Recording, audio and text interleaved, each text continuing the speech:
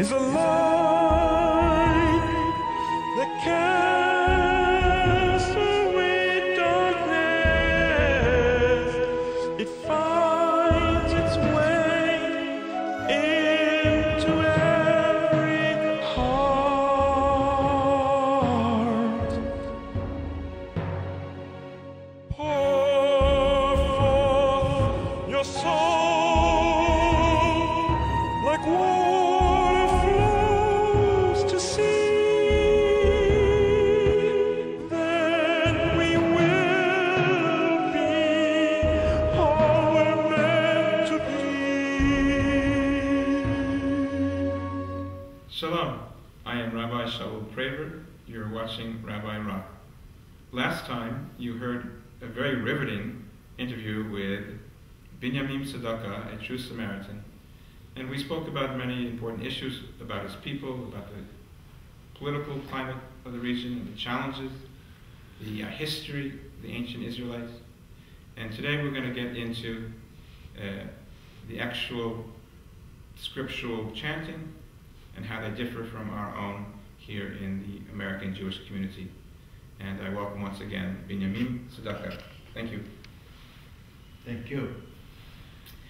Now, on Shabbat, when we open up the Torah, so if I've studied it properly, I will say something that sounds like this. Let me find a good page. Let's start from the beginning. Bereshit bara Elohim et hashamayim v'et haaretz b'haaretz hayta tahu v'avahu v'choshech al pnei tahor v'ruach Elohim mirachefet al pnei hamayim. Something like this. Now you probably do it a little different because Yes, but and you're probably doing a little different from other Jewish communities. yes.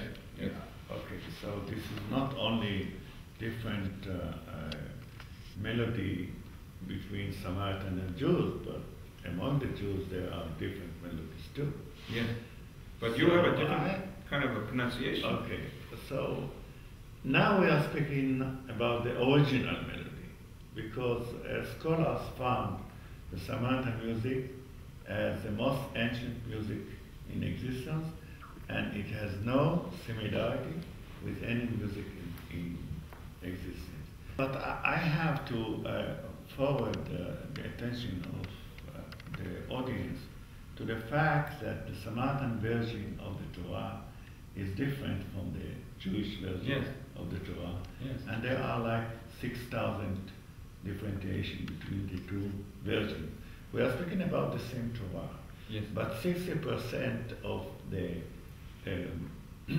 differentiation are orthography, means ktiv chaser, ktiv maleh.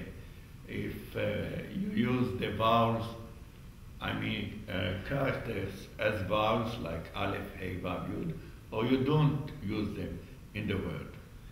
So it has nothing to do with meaning. This is orthography.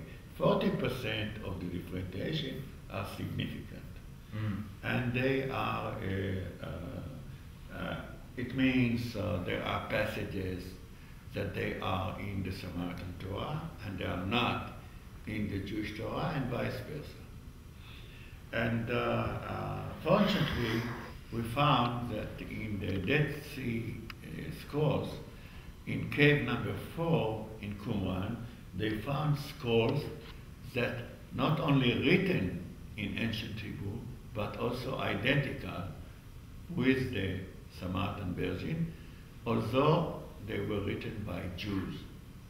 So it means this is not a Samaritan version, but this is one of the most ancient Israelite version that was in use by Jews and Samaritans. What we call today a Masoretic text, which you read every Shabbat, I believe as a scholar, and I'm not only on the stage in that belief, that the Masoretic text represent a text that crystallized during the Second Temple period in the temple and after the destruction of the temple. But how we sing it? Bara Elohim it Shamen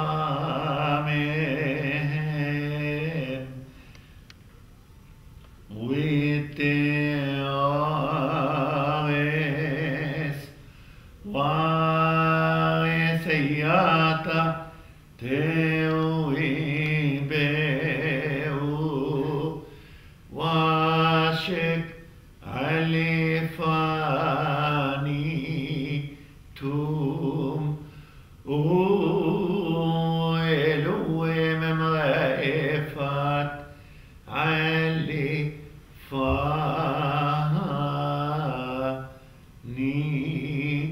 Emem Yaomer Elohim Ya'i-or Uya'i-or Uyere Elohim Ite'ah Ori Kito Uyabdel Elohim Binyamin Bini Ashek Uyikra Elohim La Oyom Ula Sheki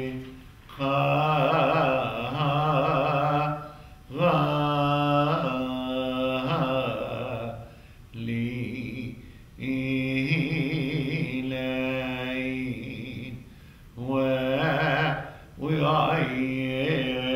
ويعي بقي يومي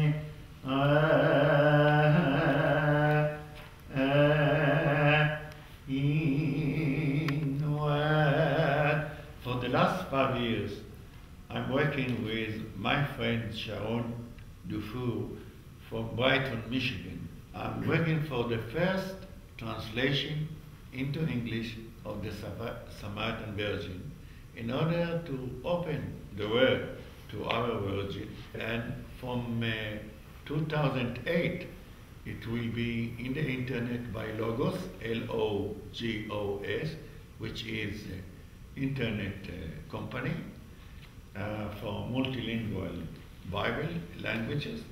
And it will be also in the original text, in ancient Hebrew, in the parallel text of the Jewish Virgin and the Samaritan Virgin, of the original text in modern Hebrew, which is the Aramaic script that you know to read, and in English. Binyamin, when I look through your material, I see different nuances from the way that I'm used to seeing it in actually the Aramaic print, from the way that the ancient Samaritan text puts it. Nuances. What are some examples of major differences that have bigger implications? Well, may I concentrate in the main difference. This is around the chosen place of God. Jews believe that the chosen place of God is Temple Mountain in Jerusalem. And Samaritans believe, the Israelite Samaritans believe, that the chosen place of God is Mount Gerizim. Actually, when we read the scriptures, we can see that originally the chosen place was Mount Gerizim, because this is the only mountain that mentioned in the 5 books of Moses as a sacred place. Jerusalem never mentioned, and not Temple Mountain, never mentioned in the 5 books of Moses, but in later period, when David occupied a pagan city that's called Yebus and made it an Israelite cult center for the southern Israelites. At the time that the northern tribes already worshipped in the northern traditional places of cult, among them Mount Gerizim, that mentioned in the book of Deuteronomy, chapter 11, verse 29, that this is the place that the people of Israel have to offer the blessing